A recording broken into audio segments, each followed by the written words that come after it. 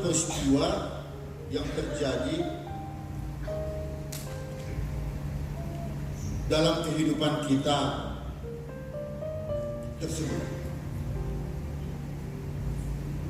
Nah, sebelum kita menjawab pertanyaan tadi, alangkah baiknya kita lihat kembali dua sudut pandang yang mempengaruhi peristiwa-peristiwa yang terjadi dalam hidup saudara dan saya. Dan mungkin itu sudah pernah saya sampaikan. Apakah yang pertama, apakah peristiwa demi peristiwa badai topan tadi terjadi bukan karena kita sengaja, tetapi di luar kemampuan kita sebagai umat manusia? Baru yang kedua, persoalan itu terjadi memang kita sudah tahu bakal itu terjadi karena ada unsur sengaja karena kesalahan atau dosa yang kita perbuat. Ya. Nah, jadi kedua peristiwa tadi memiliki karakteristik atau sifat-sifat yang berbeda, saudara. Harus dipisahkan ini. Mau kita telisik dulu persoalan yang pertama tadi, bahwa peristiwa yang terjadi bertubi-tubi dalam hidup saudara itu bukan karena kesalahan daripada saudara atau tidak ada di situ di unsur sengaja. Sementara saudara juga sangat-sangat tekun dan dekat berhubungan dengan Allah. Tetapi kok peristiwa demi peristiwa ini bertubi-tubi ya, sampai menutup mata penghabisan itu bisa terjadi. Ada kesan saudara berontak dengan peristiwa itu, kecewa, percuma aku Tuhan, sudah baik, sudah benar, tetapi ini kok muncul peristiwa demi peristiwa. Kadang-kadang saudara mau hilang kesabaran saudara, ikut akhirnya terjerembab dengan peristiwa-peristiwa yang dilakukan oleh orang-orang yang tidak kenal dengan Yesus atau yang disebut orang-orang fasik itu. Ketika saudara berontak, kecewa di dalam situasi seperti itu, sesungguhnya saudara ikut juga berontak kepada Allah. Saudara berontak. Bukankah saudara menyadari seharusnya setiap peristiwa yang terjadi bagi mereka yang tekun taat sama Tuhan, justru peristiwa itu diizinkan oleh Allah agar supaya apa? Iman saudara semakin dewasa, tumbuh, berkembang. Tidak percaya? Coba kita lihat firman Tuhan berikut ini.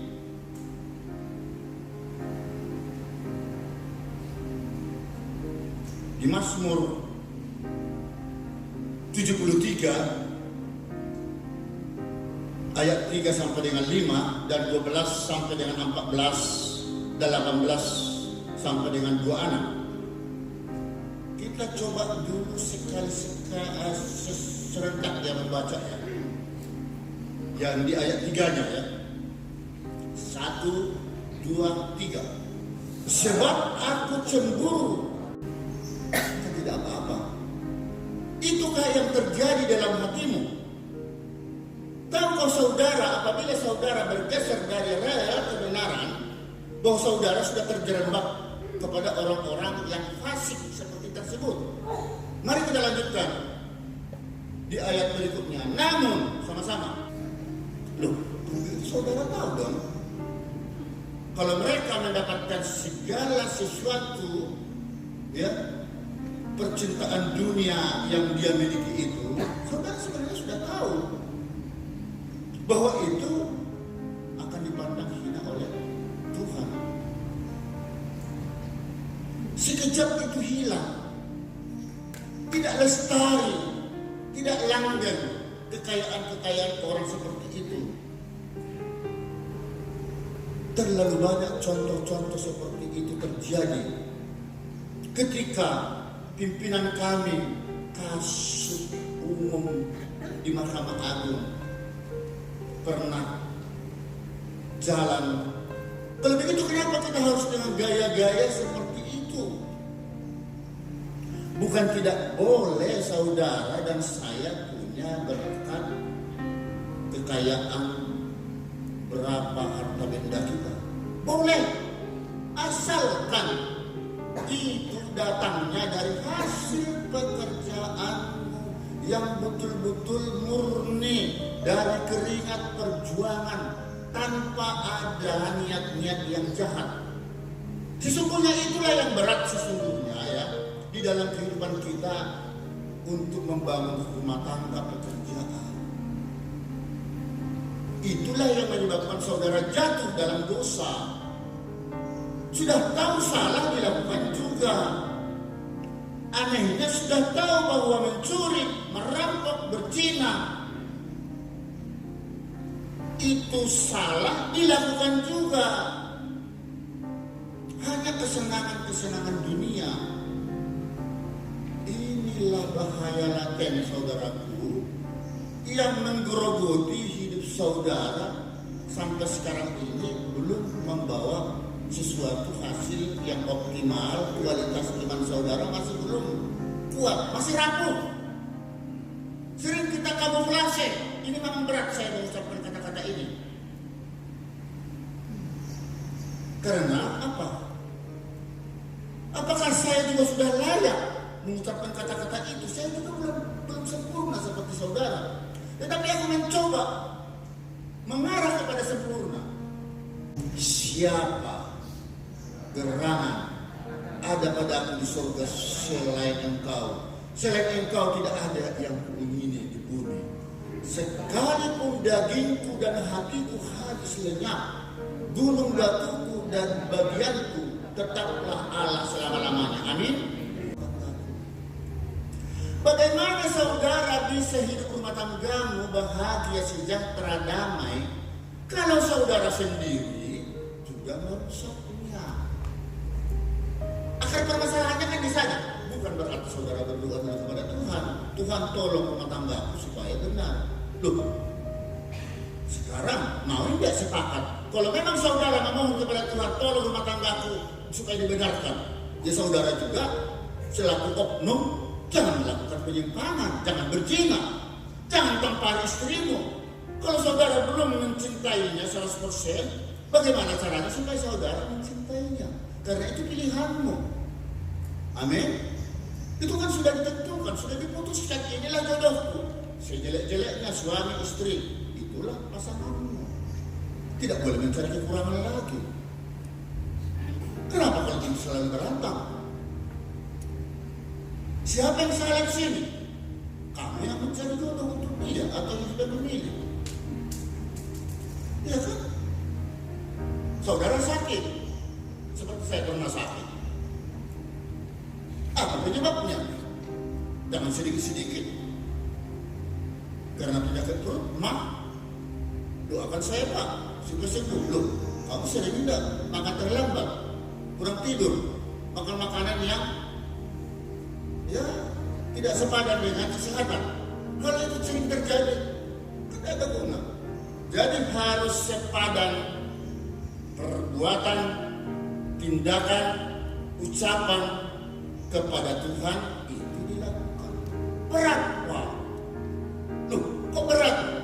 Ya sudah, kalau memang ada penyakit, sakit penyakit terjadi lagi, ya jangan salahkan siapa-siapa. Salahkan dirimu. Mudah kan? Kalau rumah tangga ingin aman, damai, sejahtera, sudahlah berdamai saja dengan istri, suami. Ada kurang sana sini, lah itu selesaikan saja secara adat. Maksudnya secara kedamaian di dalam rumah tangga itu aman kan? Oh, aku tidak bisa, Pak. Aku pahit hatiku. Aku sudah disakiti. Mau saya bilang sama saudara ya, justru saudara sudah mendengar perasaan Tuhan. Bukan soal peristiwa itu yang menjadi masalah, tapi dirimu tidak bisa menguasai dirimu. Bahwa nafsumu tidak bisa saudara minimalisir.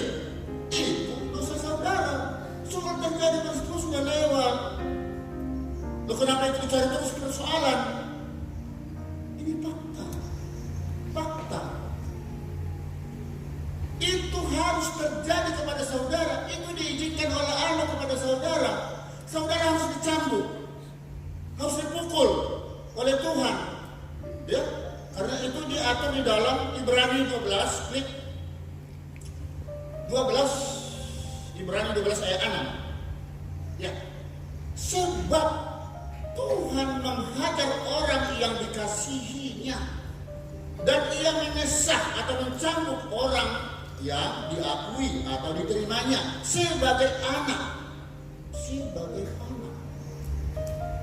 Peristiwa demi peristiwa yang terjadi kalau begitu itu bukan secara kebetulan. Tuhan sudah sangat tahu siapa saudara. Saudara harus dicambuk memang supaya bisa menjadi orang yang benar.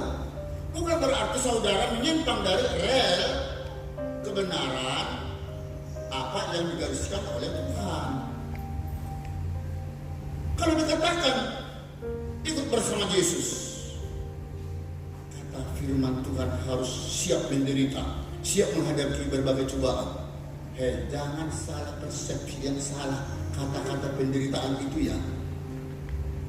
Bukan dalam arti fisik bahwa kita itu, waktu kita ya pas-pasan juga nggak apa-apa. Pas-pasan dalam artian di sini sesuai menurut kodratimu, sesuai menurut apa yang sudah saudara dapatkan dari hasil optimalisasi pekerjaan yang sudah serius, sesuai menurut kehendak Tuhan. Artinya saudara tidak boleh untuk bisa kaya harus mencuri, harus merampok, harus menipu. Itu loh. Saudara berutang aja kepada orang harus tetap pada koridor-koridor yang sopan, ramah, tidak menyakiti orang lain. Karena semua itu akan mengganggu kepentingan sekitar. Juga itu mengecewakan buat Tuhan. Itulah yang berat. Nah, tapi bagi orang yang tidak mau sadar, saya pun menyampaikan itu berat juga ya. Bagaimana saya caranya supaya saudara juga bisa paham apa yang dinamakan itu menderita, ya, itu akan menerima apa adanya sesuai pekerjaan perbuatan saudara. Artinya saya perdalam lagi, sesuai amal perbuatan. Kalau orang meninggal, didoakan, dialah dia diterima di sisi Allah sesuai amal perbuatan. Orang yang hidup pun bisa berhasil sukses adalah sesuai menurut amal perbuatannya. Kalau saudara bekerja dengan benar, sesuai kehendak Tuhan, ya kan? Serius, hasilnya saudara akan menuai.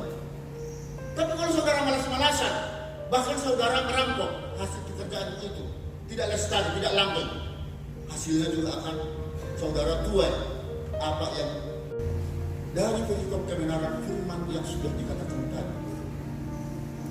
Kalau saudara sudah menyampaikan segala keluh kesah saudara kepada Tuhan, karena ada firman Tuhan mencatat, hai mereka yang berbeban berat dan lesu, tak berdaya lagi kan, karena sudah capek deh.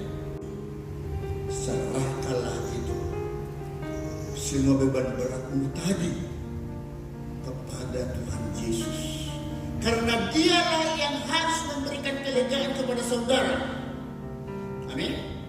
Kalau saudara tidak juga lega perasaan setelah saudara sampaikan, mengingat belum terkabul apa yang saudara serahkan tadi, itu bukan lagi urusanmu. Itu hak prerogatif, hak istimewa daripada Allah. Yang penting saudara sudah bekerja dan berbuat yang benar. Amin. Oleh karena itu harus tetap serahkan persoalan hidupmu. Bila perlu, perkarakan semua hidupmu kepada Tuhan biar Dia menyelesaikan. Jangan tanggung-tanggung ketika saudara sudah menyerahkan beban berat itu. Amin. Lah, kalau kita sudah memberikan kepercayaan itu kepada Beliau, kenapa masih ragu?